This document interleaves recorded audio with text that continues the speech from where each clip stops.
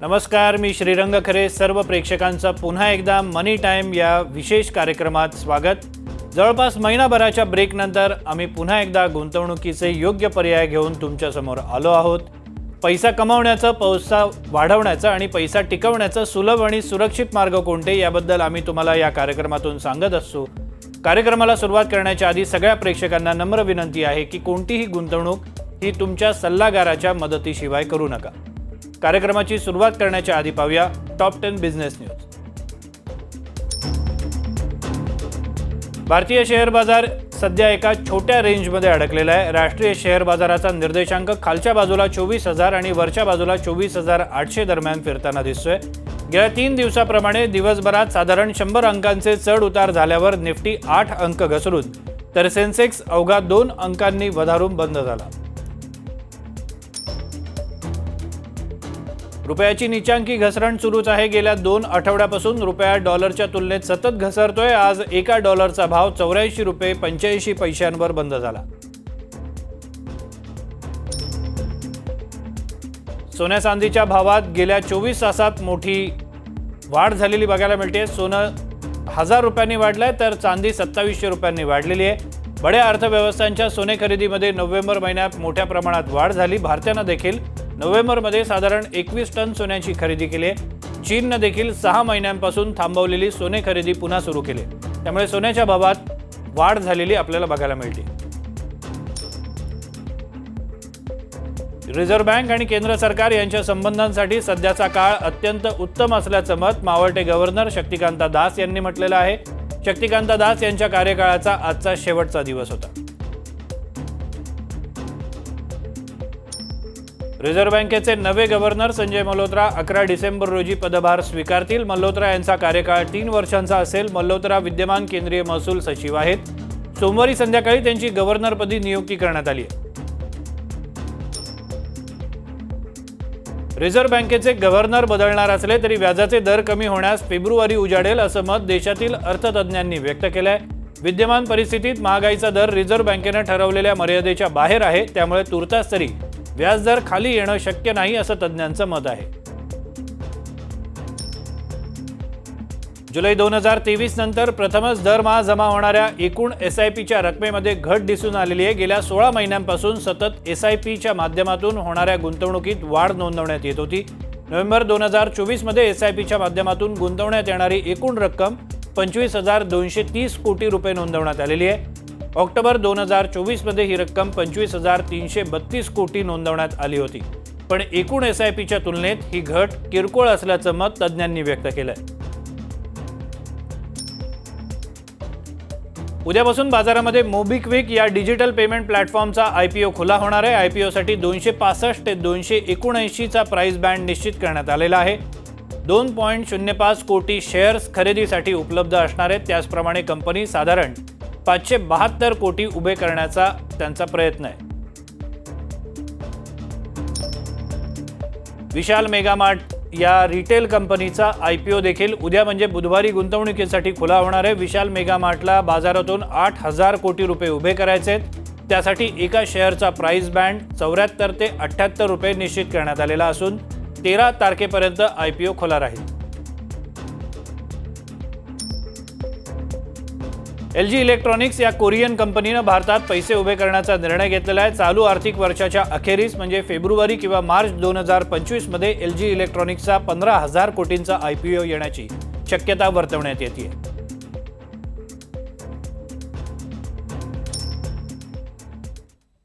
आज मंगळवार, त्यामुळे आज आपण बोलणार आहोत म्युच्युअल फंडाविषयी आणि त्यासाठी आपल्या सोबत आहेत गुंतवणूक सल्लागार राहुल कुलकर्णी. राहुल कुलकर्णी हे गेल्या दशकभरापेक्षा जास्त काळापासून गुंतवणुकीविषयी सल्ला देण्याचा व्यवसाय करतात.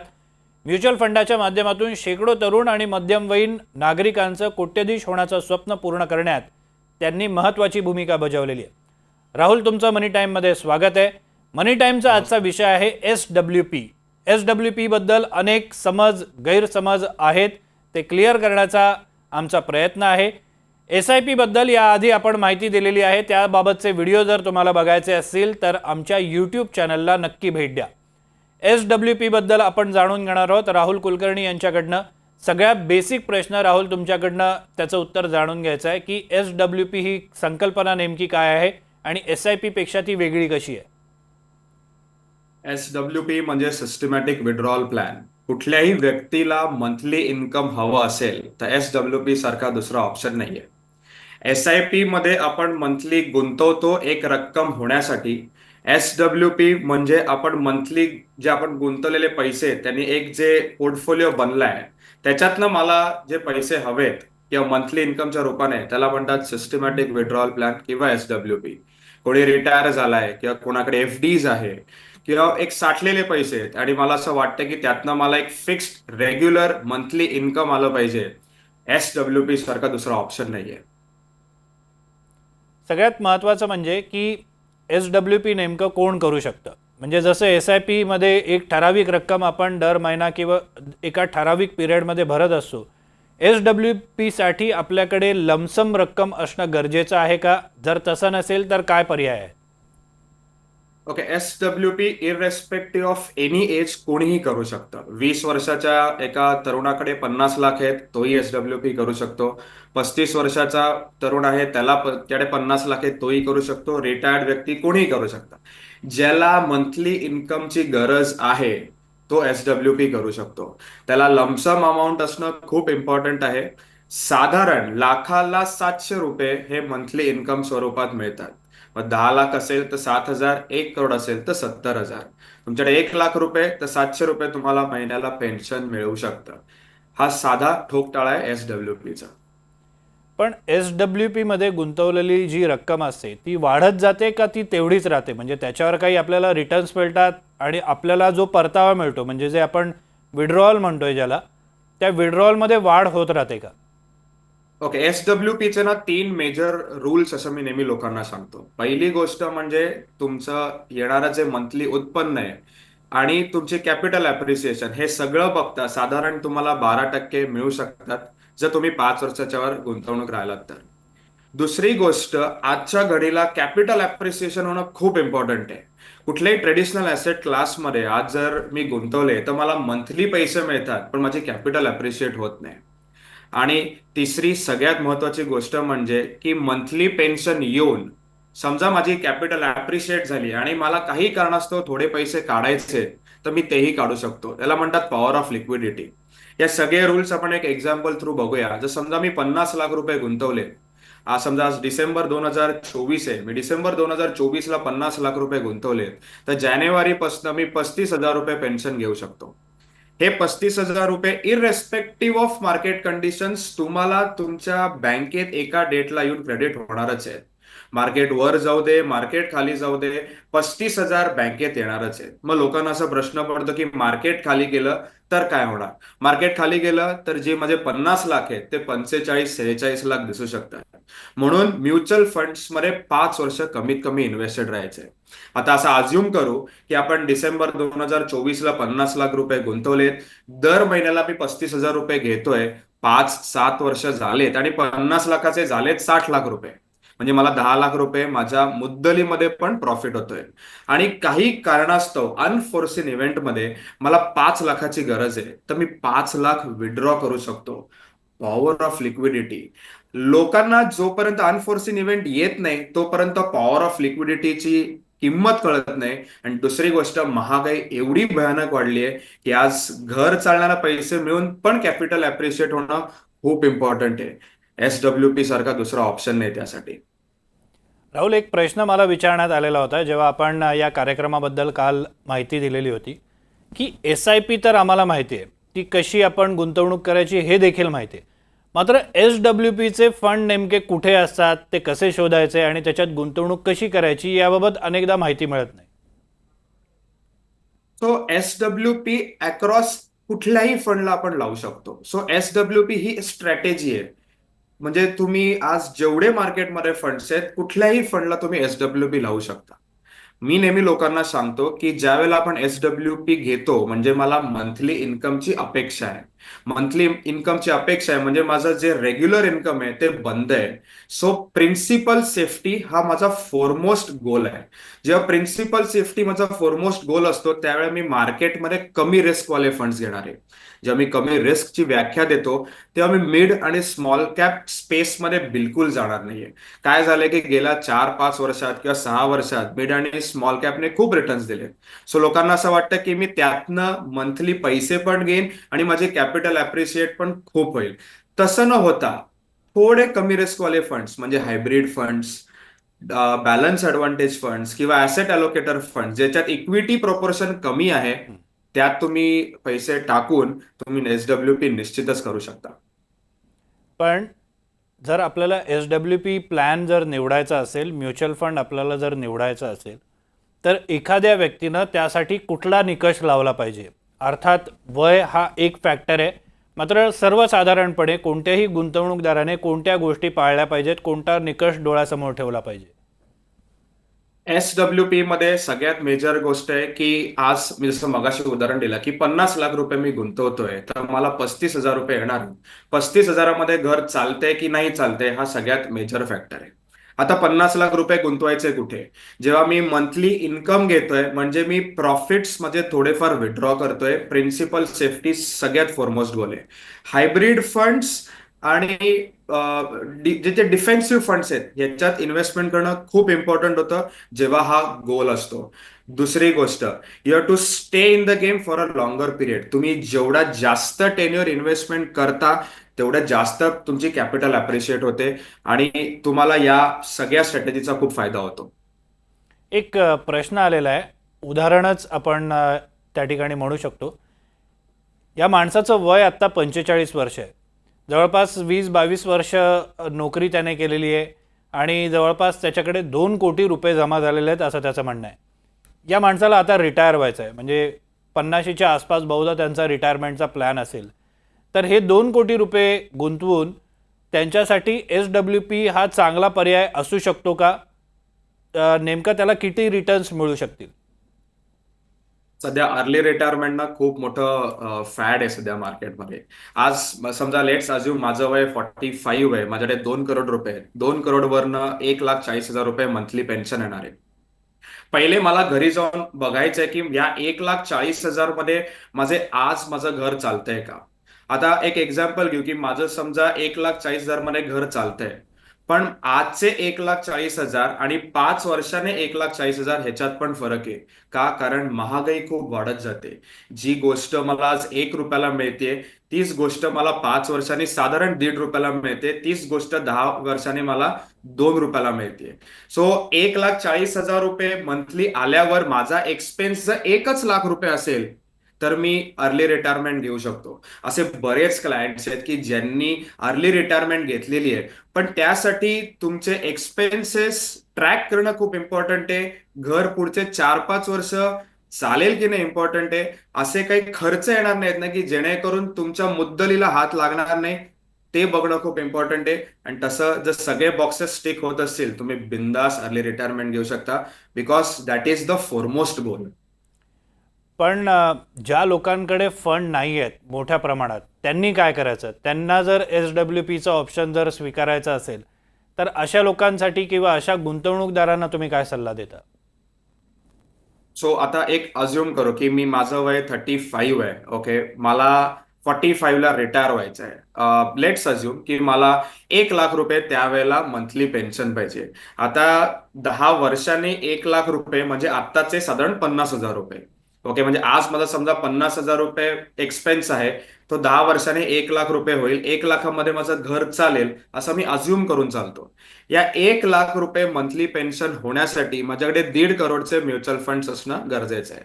आता 10 वर्षामध्ये 1.5 करोड कसे मॅनेज करायचे, तर तुम्ही थोडी SIP करू शकता किंवा SIP प्लस लमसम करू शकता. मी काही तुम्हाला एक्झाम्पल्स देतो. फक्त 1.5 करोड मला 10 वर्षांनी कॉर्पस बिल्टअप करायचा आहे, तर मला आज 50,000ची SIP करायची आहे. दरवर्षी ती 5,000 म्हणजे 10% वाढवायची आहे. ती 10 वर्षात 12%ने 1.5 करोड देईल. आता मला आज 50,000 एकदम SIP जमणार नाहीये, तर मी काही लमसम पण करीन, काही SIP करेन. सो समजा माझ्याकडे 10 लाख रुपये तर मी 10 लाख रुपये टाकीन, जे साधारण 10 वर्षांनी 30 लाख रुपये होतील. राहिले माझ्याकडे साधारण 1,20,00,000. मग 1,20,00,000 कसे करायचे? तर 35,000ची SIP केली, दरवर्षी 10% वाढवली, तर ती 10 वर्षात 1,20,00,000 होऊ शकतात.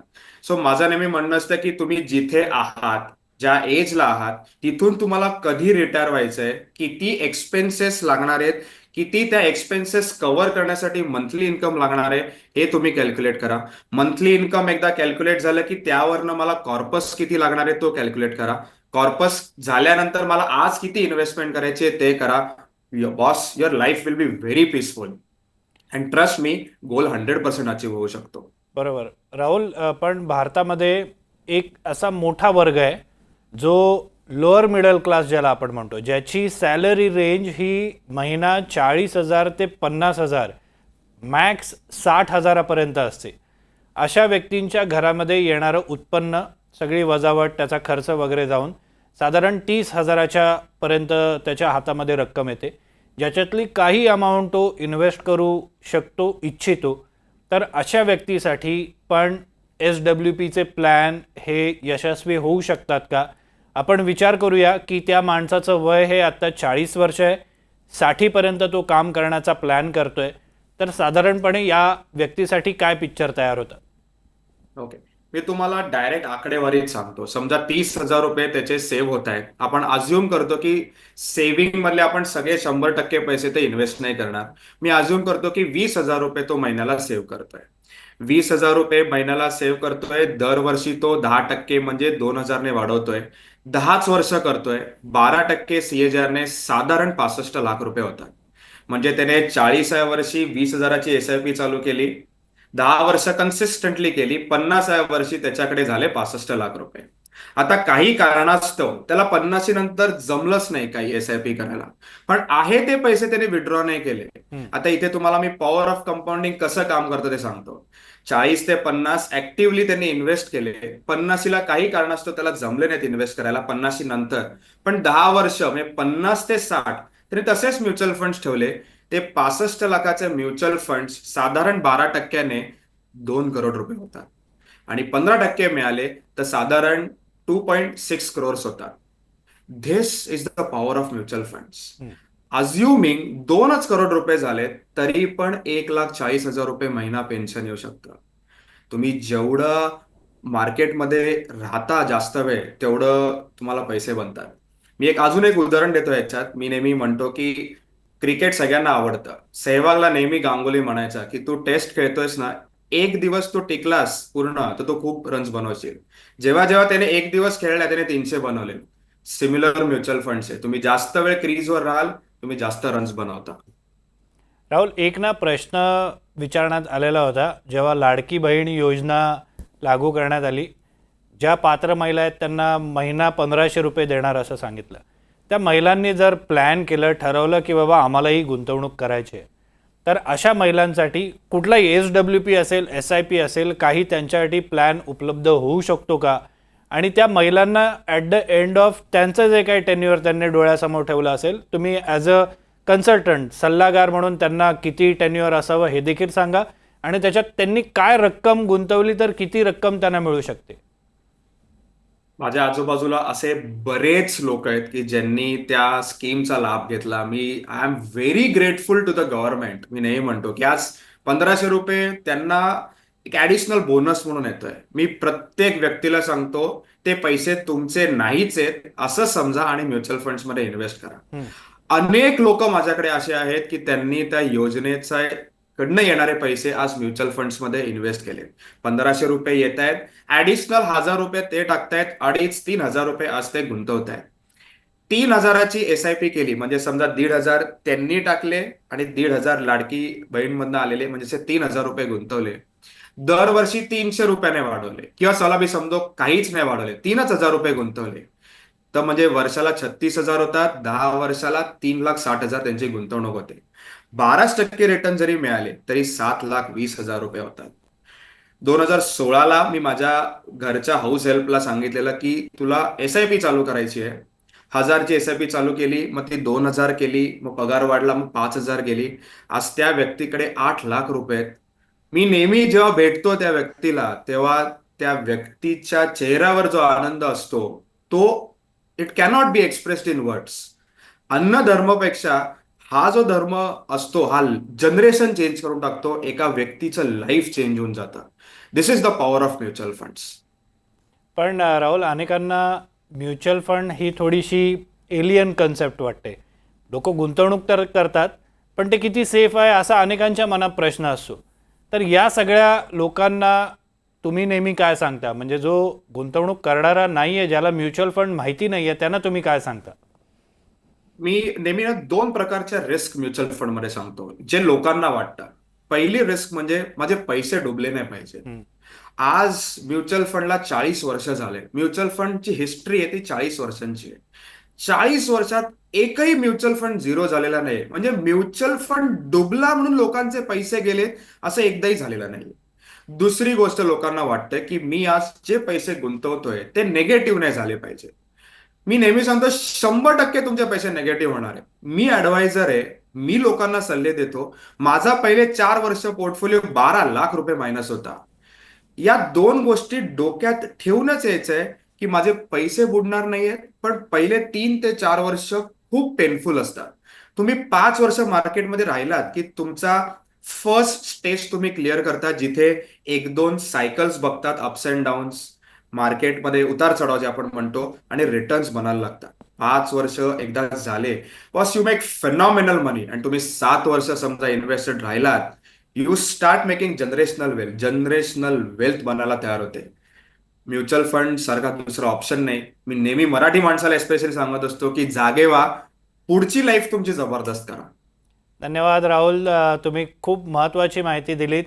म्युच्युअल फंडबाबतचे जे काही समज गैरसमज आहेत, खास करून आजचा जो विषय होता SWP बद्दलचे समज गैरसमज, म्युच्युअल फंड नेमका काय असतो, हे तुम्ही सोप्या पद्धतीनं समजावून सांगितलं. खूप खूप आभार. आपण पुढे वळणार आहोत. रिझर्व्ह बँकेचे नवे गव्हर्नर संजय मल्होत्रा यांची नियुक्ती करण्यात आलेली आहे. विद्यमान गव्हर्नर शक्तिकांता दास यांचा कार्यकाळ उद्या संपणार आहे. डिसेंबर 2018 मध्ये दास यांची नियुक्ती गव्हर्नरपदी करण्यात आलेली होती. त्यांना 2 वेळा मुदतवाढ देण्यात आली. दास हे दुसरे सगळ्यात जास्त काळ या पदावर राहणारे गव्हर्नर आहेत. 6 वर्षांच्या कारकिर्दीमध्ये शक्तिकांता दास यांना सलग 2 वेळा जागतिक पातळीवरचे सर्वोत्तम गव्हर्नर म्हणून पुरस्कार मिळालेला आहे.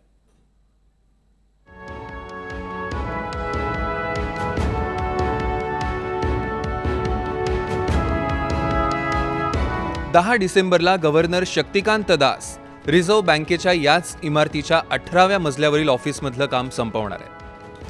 डिसेंबर 2018 मध्ये तत्कालीन महसूल सचिव शक्तिकांत दास यांनी गव्हर्नर पदाची धुरा स्वीकारली. गेली जवळपास 6 वर्ष दास आपल्या अर्थव्यवस्थेचा डोलारा समर्थपणे सांभाळत आहेत. जागतिक अर्थकारणाला गेल्या 6 वर्षात अनेकदा वेगवेगळी ग्रहणं लागली. कधी कोरोना, कधी रशिया युक्रेन यांच्यातलं युद्ध, तर कधी इस्रायल पॅलेस्टाईन यांच्यातली धुमश्चक्री. भारतीय अर्थव्यवस्था मात्र या सगळ्यातनं तावून सुलाखून बाहेर पडली आणि त्यासाठी शिलेदार होते शक्तिकांत दास. त्यांच्या कार्यकाळात व्याजदरातील स्थैर्य हे वैशिष्ट्य राहिले. 6 डिसेंबरला सलग 11व्या बैठकीत व्याजाचे दर स्थिर ठेवण्याचा निर्णय जाहीर झाला. शक्तिकांत दास यांनी त्यांच्या कार्यकाळात साधारणतः 4 वर्ष व्याजाचे दर स्थिर ठेवले. कोविडच्या काळात लॉकडाऊन जाहीर झाल्यावर जेमतेम 15 दिवसांनी मार्च 2020 मध्ये दरात पाऊण% कपात झाली. त्यानंतर लगेच 2 महिन्यांनी म्हणजेच मे 2020 मध्ये पुन्हा एकदा 0.4% कपात करून रेपो दर 4% आला. तेव्हापासून साधारण 2 वर्ष म्हणजे मे 2022 पर्यंत रेपो दर स्थिर होते. मे 2022 ते फेब्रुवारी 2023 या 10 महिन्यांच्या काळात रेपो दरांमध्ये 2.5% वाढ झाली. तेव्हापासून आजच्या म्हणजे जवळपास 1.5 वर्षापासून व्याजाचे दर स्थिर आहेत. एक दरी झाली होती, आपण बघितलं तर सरकार आणि रिझर्व्ह बँकेमध्ये की त्यांनी दरी भरून काढली आणि सामंजस्य निर्माण केलं. आणि ह्या सगळ्या गोष्टी होत असताना जे गव्हर्नमेंटचं जे आपण बॉरोईंग असतं म्हणजे कोरोनाच्या काळामध्ये ते 16 वर्षातला निच्चांक होता. त्यांनी पहिल्या हाफमध्ये जवळजवळ 5.82% बॉरोईंग केलं होतं. ह्या सर्वाचं एक द्योतक म्हणूनच मला वाटतं त्यांना लागोपाठ 2 वर्ष सर्वोत्तम बँकरचा एक जागतिक अवॉर्ड मिळालं.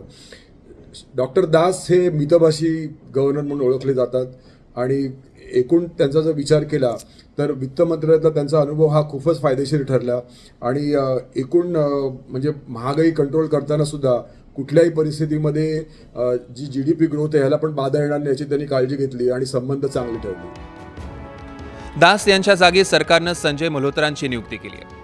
मल्होत्रांना प्रशासकीय सेवेचा 33 वर्षांचा अनुभव आहे. नवे गव्हर्नर संजय मल्होत्रा 1990च्या बॅचच्या राजस्थान केडरचे IAS अधिकारी आहेत. त्यांनी याआधी वित्त मंत्रालयातील कर विभागात काम केलंय. शिवाय खनिकर्म मंत्रालय, माहिती तंत्रज्ञान मंत्रालय आणि ऊर्जा मंत्रालयातील विविध पातळ्यांवर गेली 33 वर्ष काम केलंय. मल्होत्रांनी पब्लिक पॉलिसी या विषयात अमेरिकेतील प्रिन्स्टन विद्यापीठातनं मास्टरपर्यंतचं शिक्षण पूर्ण केलंय. त्याआधी ते IIT कानपूरचे कम्प्युटर इंजिनियर आहेत. शक्तिकांत दास यांनी रिझर्व्ह बँकेची धुरा हाती घेतली त्यावेळी वाढलेली महागाई आणि घटलेला विकास दर अशी भारतीय अर्थव्यवस्थेची स्थिती होती. आज 6 वर्षांनंतर पुन्हा एकदा अगदी तशीच स्थिती आहे. अर्थव्यवस्थेला वेग देण्यासाठी व्याजदर कमी करण्यासाठी सरकार आग्रही आहे, पण महागाईचा दर कमी होण्याची शक्यता कमीच आहे. त्यामुळे सरकारमधून रिझर्व्ह बँकेच्या प्रमुखपदी आलेले मल्होत्रा आता सरकारची मागणी पूर्ण करतात की तटस्थ होऊन अर्जुनाच्या निशाण्याप्रमाणे महागाई रूपी माशाचा डोळा भेदतात, यावर बरंच काही अवलंबून आहे. निनाद झारे, NDTV मराठी. आणि मनी टाईममध्ये इथेच थांबूया. उद्या पुन्हा भेटूया 4:30 वाजता. ताज्या बातम्या आणि घडामोडींसाठी पाहत राहा NDTV मराठी.